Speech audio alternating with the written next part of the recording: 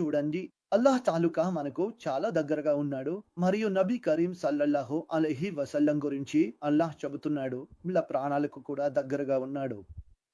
కేవలం విశ్వాసం అంటే ఏమిటంటే, అల్లాహ్ మనతో ఉన్నాడు, అల్లాహ్ మన అవసరాలను తీర్చే వ్యక్తి, ఇది మనకు అర్థమైతే అది నిజమైన విశ్వాసం.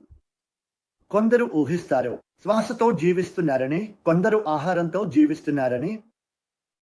కొందరు అనుకుంటారు, డబ్బుతో గౌరవం ఉందని, కొందరు కారుతో, హోదాతో, విద్యతో గౌరవం ఉందని.